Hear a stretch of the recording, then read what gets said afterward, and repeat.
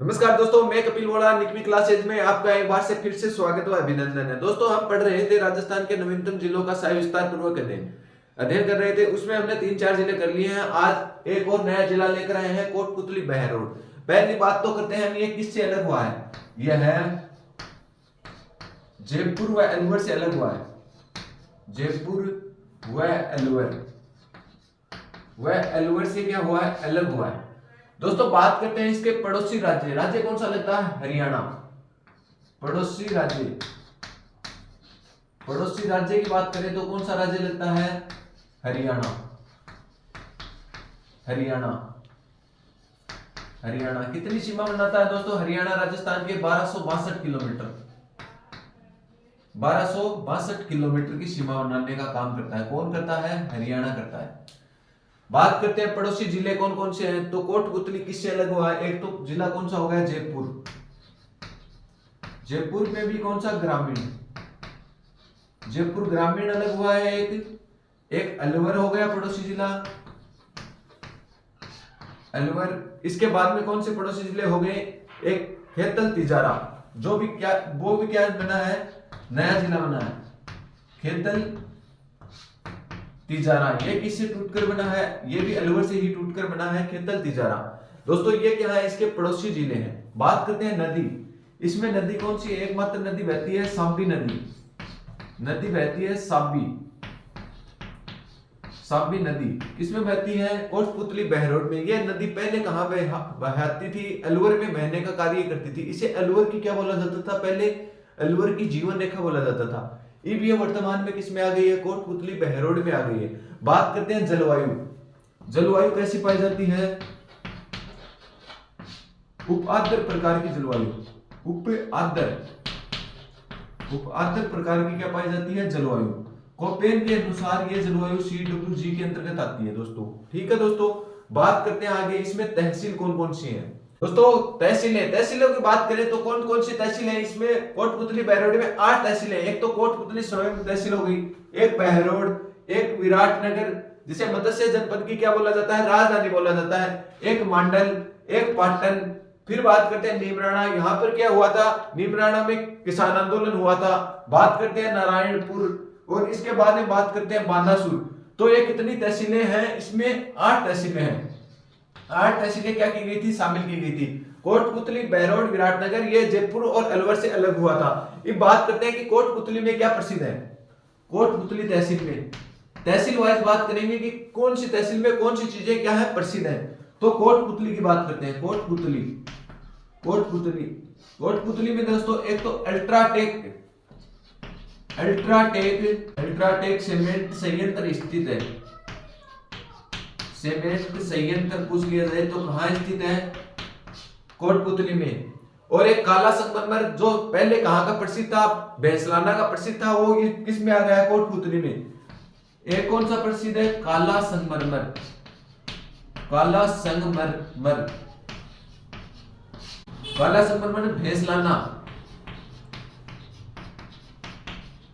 भैंसलाना का प्रसिद्ध है। और ये कहां पर आ गया है, वर्तमान में कोटपुतली में आ गया है। कोटपुतली में जो हमारे नए संसद भवन का निर्माण हुआ, इसमें इस पत्थर का उपयोग किया गया है। तो नए संसद भवन में इस पत्थर का प्रयोग किया गया है। इस पत्थर का प्रयोग किया गया है।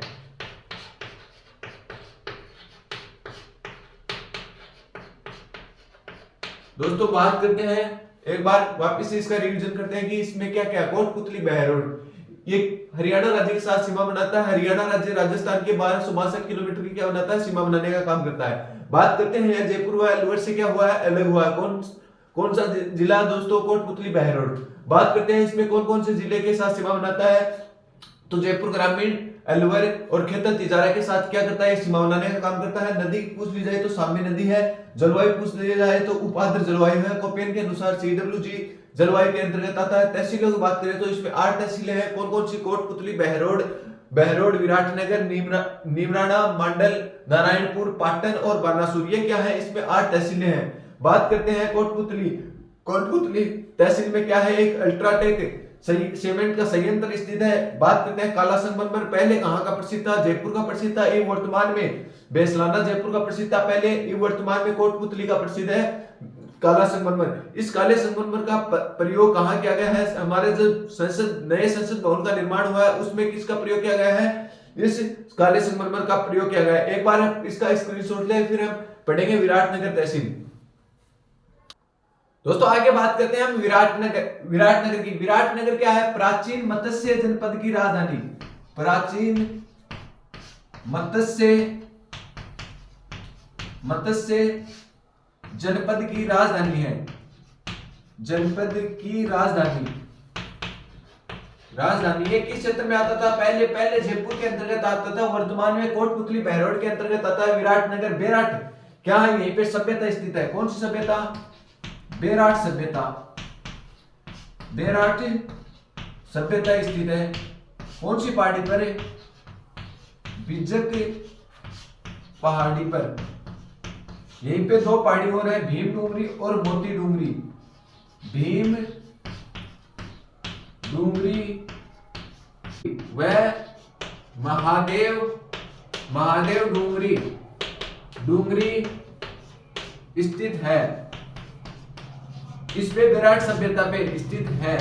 दोस्तों आगे बात करते हैं कि इसमें क्या मिले हैं, प्राचीन मौर्य कालीन सभ्यता के अवशेष मिले हैं, प्राचीन मौर्य कालीन सभ्यता के अवशेष क्या हुए हैं, प्राप्त हुए हैं। दोस्तों बात करते हैं विराट सभ्यता पे क्या है, बौद्ध केंद्र स्थापित है। दोस्तों यहीं विराटनगर से क्या हुआ है, अशोक का भाब्रू शिलालेख प्राप्त हुआ है, भाब्रू शिलालेख प्राप्त हुआ है।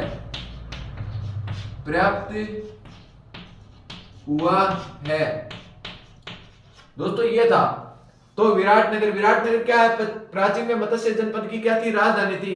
दोस्तों हमारे भारत में 16 महाजनपद हुए थे, उसमें सबसे प्राचीन महाजनपद कौन सा है, मत्स्य महाजनपद है। बात करते हैं बेराट सभ्यता कहां पर, कौन सी पहाड़ी पर स्थित है, तो बिजर डूंगरी पहाड़ी पर स्थित है। यहीं पर ही कौन सी, भीम डूंगरी और महादेव डूंगरी स्थित है। इस भीम डूंगरी और महादेव डूंगरी पर प्राचीन मौर्यकालीन सभ्यताओं के क्या हुए हैं, अवशेष प्राप्त हुए हैं। ये क्वेश्चन दोस्तों अभी पटवारी में आया था वर्तमान में कि मौर्यकालीन सभ्यताओं के अवशेष कहां से प्राप्त हुए हैं, और उस सभ्यता से प्राप्त हुए हैं तो विराट सभ्यता से प्राप्त हुए हैं। बात करते हैं अशोक का भाब्रू शिलालेख कहां से प्राप्त हुआ है, तो विराट सभ्यता से प्राप्त हुआ है। बात करते हैं बौद्ध केंद्र कहां स्थापित है, तो विराट सभ्यता में क्या है, प्राचीन बौद्ध केंद्र स्थापित किए गए हैं। किसके द्वारा, अशोक महान हुआ था उसके काल में ये बौद्ध केंद्र स्थापित किए गए थे। दोस्तों एक बार आप इसका स्क्रीनशॉट ले, फिर हम आगे पढ़ते हैं। दोस्तों बात करते हैं बहरोड में एक तो कौन सा दुर्ग स्थित है, तसिंग दुर्ग स्थित है।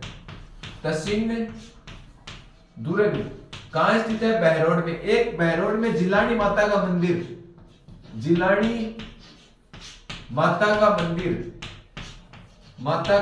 स्थित है,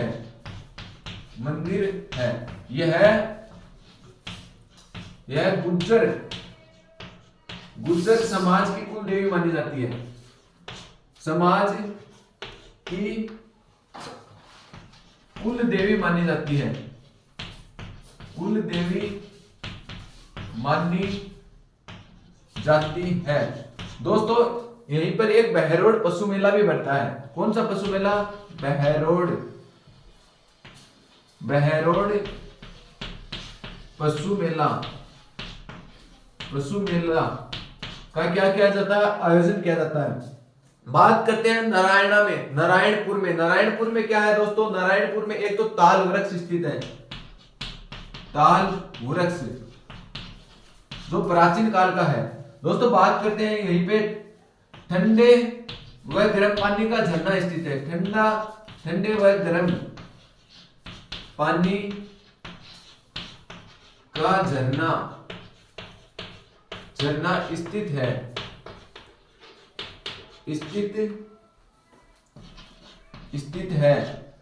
दोस्तों क्या ताल वृक्ष और ठंडे व गर्म पानी का झरना कहाँ स्थित है? तो नारायणपुर में स्थित है। यहीं पे ठंडे व गर्म पानी का क्या है? झरना है। दोस्तों बात करते हैं कोटपुतली और बहरोड दोनों को मिलाकर सीमा पर कौन क्या है? जोधपुरा सभ्यता स्थित है।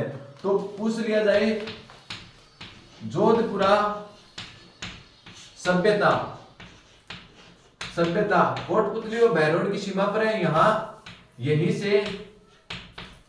से पानी पीने के पात्र प्राप्त हुए हैं। पानी पीने के पात्र, ये क्वेश्चन दोस्तों आया हुआ है। पानी पीने के पात्र कहां से प्राप्त हुए हैं? तो जोधपुरा सभ्यता से प्राप्त हुए हैं। जोधपुरा सभ्यता जोधपुर में मत कर देना दोस्तों। ये वर्तमान में कहां है? कोटपुतली बहरोड में है। पहले ये कहां थी? जयपुर के अंतर्गत आती थी। दोस्तों बात करते हैं ये कैसी सभ्यता है? ताम्र युगीन है या लोहा युगीन है? तो उसमें बताते हैं लोहा युगीन सभ्यता है। लोहा युगीन सभ्यता है। 2500 ईसा पूर्व के आसपास क्या हुई थी? इस जोधपुरा सभ्यता की क्या हुई थी? खोज हुई थी। दोस्तों एक बार हम वापस से इसका रिवीजन करते हैं। बहरोड क्षेत्र में तासिंग दुर्ग स्थित है, जिसका निर्माण 1754 ईस्वी को करवाया गया था। जिलानी माता का मंदिर स्थित है, जो क्या है? गुर्जर समाज की कुल देवी है। बात करते हैं बहरोड पशु मेला का आयोजन कहाँ किया जाता है? तो बहरोड पशु मेले का आयोजन बहरोड कोटपुतली में किया जाता है। बात करते हैं नारायणपुर में ताल वृक्ष स्थित है और यहीं पर ही क्या है? ठंडे व गर्म पानी का झरना स्थित है। दोस्तों एक बार आप इसका स्क्रीनशॉट लें, फिर हम आगे पढ़ेंगे नीमराणा और बानासुर। दोस्तों आगे बात करते हैं हम नीमराणा किस तहसील किस जिले के अंतर्गत आती है? कोटपुतली बहरोड में। यहाँ राज्य का तीसरा संवर्धन पार्क स्थित है। संवर्धन पार्क स्थित है। दोस्तों नीमराणा में और क्या चीज प्रसिद्ध है? जापानी जोन के नाम से इसे जाना जाता है। तो यहाँ पे क्या जापानी जोन के नाम से प्रसिद्ध है। इसके बाद में बात करते हैं नीमराणा किला प्रसिद्ध है। नीमराणा किला यहीं का प्रसिद्ध है। कहां का? नीमराणा का। दोस्तों बात करते हैं नीमराणा बावड़ी भी कहां प्रसिद्ध है? ये प्रसिद्ध बावड़ी है। ये क्वेश्चन आया हुआ है, नीमराणा बावड़ी कहां स्थित है? ये पहले अलवर में हुआ करती थी। वर्तमान में कौन से जिले में है? कोटपुतली बहरोड में। तो नीमराणा बावड़ी कहां स्थित है? नीमराणा में स्थित है, कोटपुतली बहरोड जिले में। कितने मंजिली है? तो ये 9 मंजिल है। 9 मंजिली स्थित है। दोस्तों इसका निर्माण कब और किसने करवाया था? तो 1740 में मान सिंह ने करवाया था। 1740 में मान सिंह ने इसका क्या करवाया था? निर्माण का काम करवाया था। 1740 में मान सिंह ने इसका निर्माण करवाया था। 2018 में इसे राष्ट्रीय स्मारक घोषित किया गया। राष्ट्रीय स्मारक घोषित किया गया।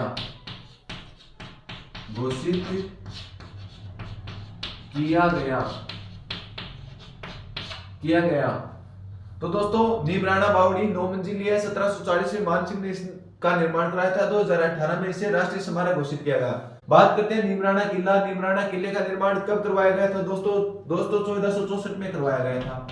1464 में नीमराणा किले का निर्माण कराया गया था। यहीं पर ही पूछ लिया जाए जापानी जोन कहाँ स्थित है? तो नीमराणा के अंतर्गत कोटपुतली बहरोड जिले के अंतर्गत स्थित है। बात करते हैं नीमराणा बावड़ी कितने मंजिली है? 9 मंजिली है। ये क्वेश्चन अभी ग्राम सेवक में आया था। 1740 में मान सिंह ने इसका निर्माण करवाया था। 2018 में इसे राष्ट्रीय स्मारक के रूप में घोषित किया गया है। दोस्तों एक बार आप इसका स्क्रीनशॉट ले, फिर हम पढ़ते हैं बानासुर। दोस्तों बात करते हैं बानासुर में एक किसान आंदोलन हुआ था, नींबू चना किसान आंदोलन। कौन सा? नींबू चना किसान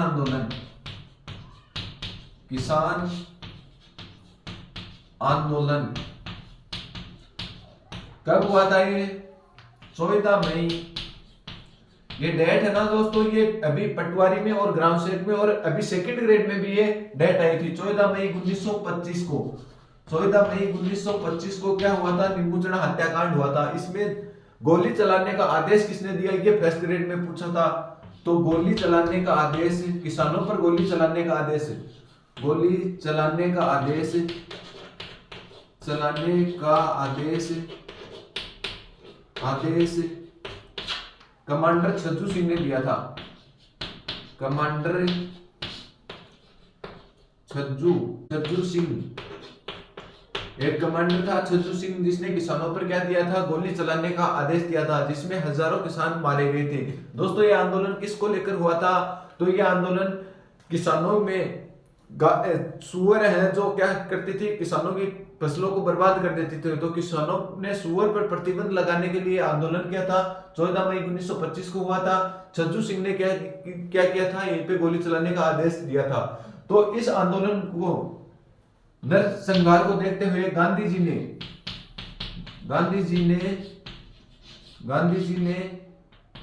इसे दूसरा जलियांवाला बाग हत्याकांड कहा। गांधी जी ने इसे दूसरा जलियांवाला बाग हत्याकांड कहा। जलियांवाला बाग हत्याकांड कहा और इसे दोहरी जलियांवाला बाग हत्याकांड की संज्ञा किसने दी, तो गांधी जी ने दी थी। इसे नींबू चढ़ा हत्याकांड किसने कहा, तो रामनारायण चौधरी ने। रामनारायण चौधरी, दोस्तों ये मैंने बताया था, ये रामनारायण चौधरी वही हैं जो कहां से संबंध रखते हैं। दोस्तों रामनारायण चौधरी ने इसे नींबू चढ़ा हत्याकांड की संख्या दी। नींबू चढ़ा हत्याकांड की संख्या दी। तो दोस्तों बात करें नींबू चढ़ा हत्याकांड किसने कहा, तो रामनारायण चौधरी ने। इसका संबंध किससे है, तो नीम का थाना जिले से इसका संबंध है। इसकी पत्नी का नाम है अंजना देवी चौधरी, जो असहयोग आंदोलन के दौरान ये क्या हुई थी, सर्वप्रथम क्या हुई थी, गिरफ्तार होने वाली प्रथम महिला थी राजस्थान की।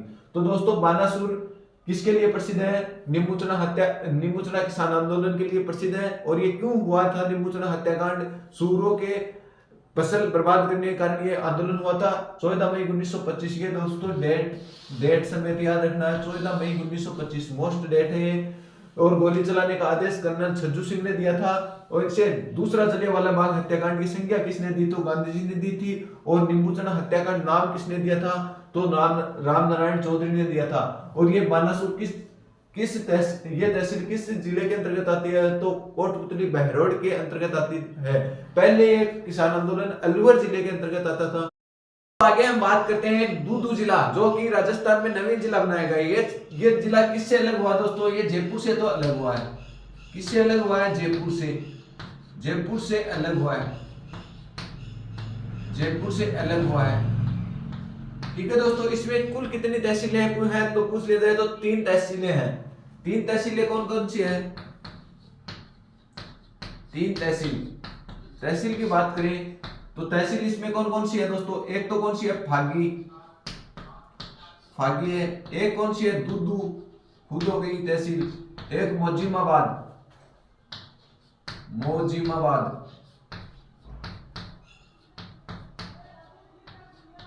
मोजिमाबाद। ये कितनी तहसीलें हैं दोस्तों, दूदू में 3 तहसीलें हैं। मिट्टी की बात करें, इसमें मिट्टी किस प्रकार की है, तो कछोरी मिट्टी पाई जाती है। मृदा किस प्रकार की है, कछोरी, मतलब ना ज्यादा काली मिट्टी है ना ज्यादा रेतीली मिट्टी है, कछोरी मिट्टी क्या पाई जाती है, इसमें पाई जाती है। बात करते हैं जलवायु की। जलवायु कैसी है इसकी, जलवायु जयपुर में कौन सी जलवायु पाई जाती है, देखो दोस्तों आर्द्र जलवायु पाई जाती है। आर्द्र जलवायु कोपेन के अनुसार ये CWG के अंतर्गत आता है, ठीक है दोस्तों। आर्द्र जलवायु पाई जाती है, कोपेन के अनुसार CWG के अंतर्गत आता है। इसके पड़ोसी जिलों की बात करें तो एक तो पड़ोसी जिले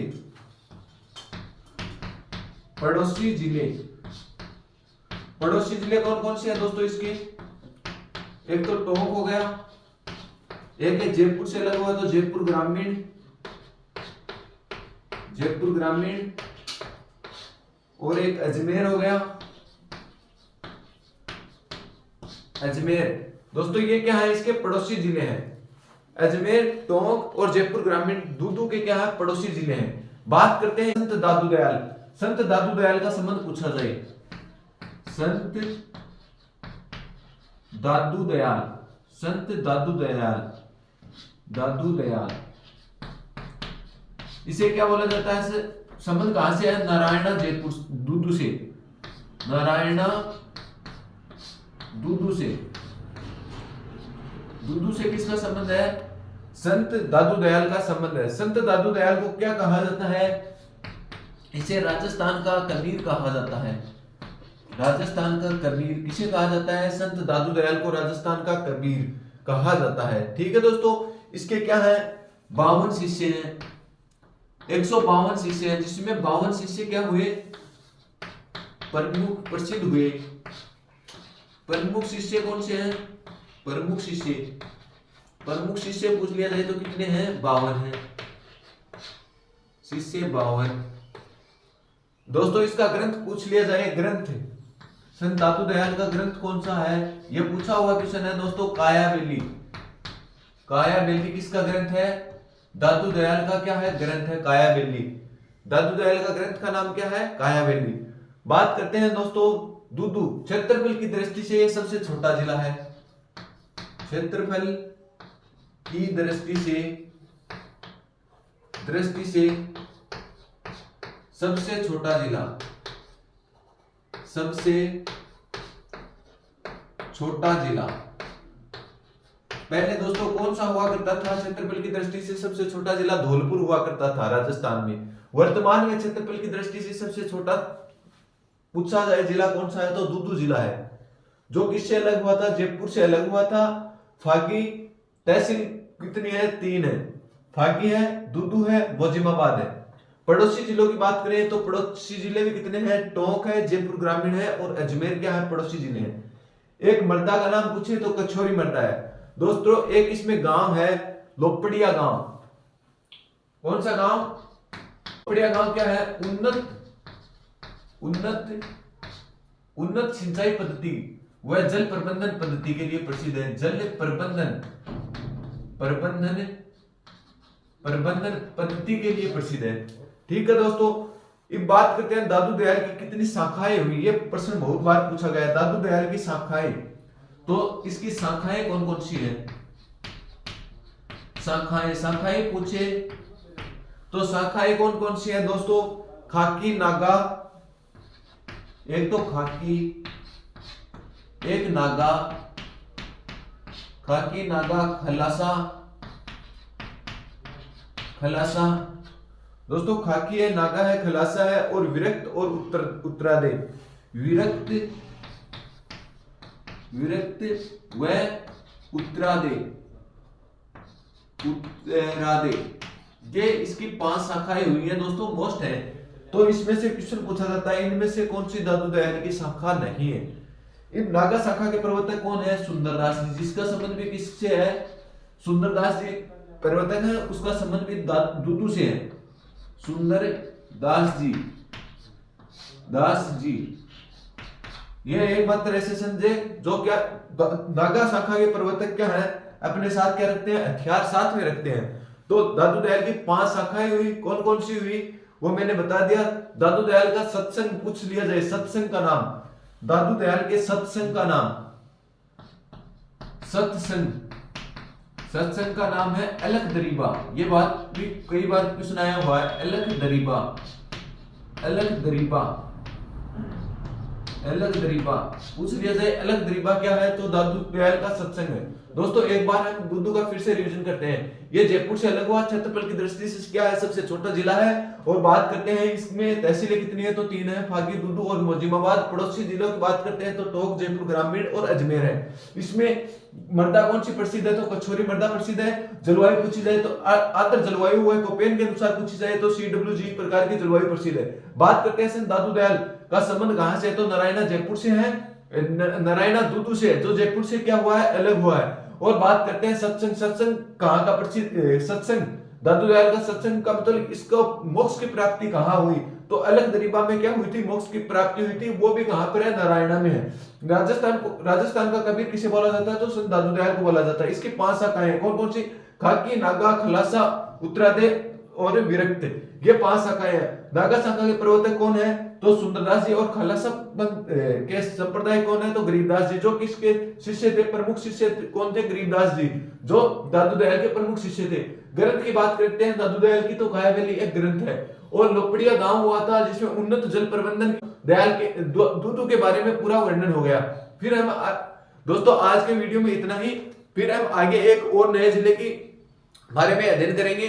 आपको यह चैनल पसंद आ रहा है तो इसे लाइक व सब्सक्राइब करिए। आज के लिए इतना ही, धन्यवाद दोस्तों।